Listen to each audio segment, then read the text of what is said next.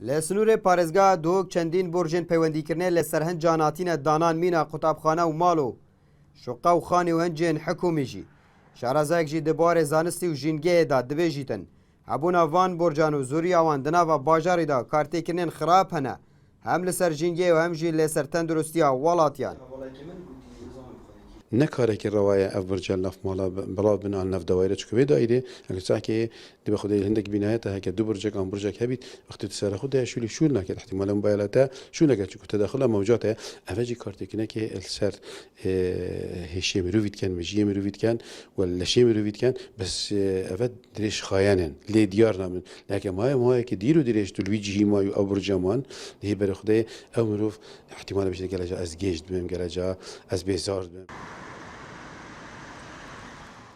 Civata parêzgeha Dog jî dibêjîtin melîjnek eş boî dîvçûna van borcan pêkaniya û tana jî vekolîn de berdewam min û pêngava me ya destpêkî jî dê ji boî wan borcan bîtiyên ku li ser banên xwendingehan hatine danan.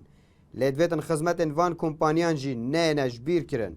کمپانیت گریدای پی بابتی و بوی بوشونید چنکو کارتکرین سر حولات یعنی نه بس بله یعنی بالمقابل جی ما مستعد زان کویم بجین بت بوار زان استاد بجین نه کارتکرنا هی او بابت الانجمن پارێزگی هات بحث کردیم پشتین گلیش نه هات بیک اینان کو دیفچونا وی بابتی بکردیم ما چندین کمپانیت کرین گل ریبریاش جنگه و هر وسال چندین ما مستعد زان کوی تایبت مندی بواری و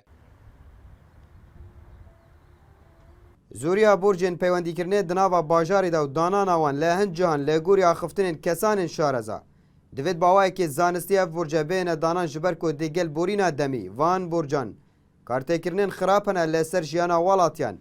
Me pêkol kirin xwediyên van kompaniyan jî wergirîn. Lê pêkolên me bêencam man. Abdusamat Rêkanî, NRT. Dog.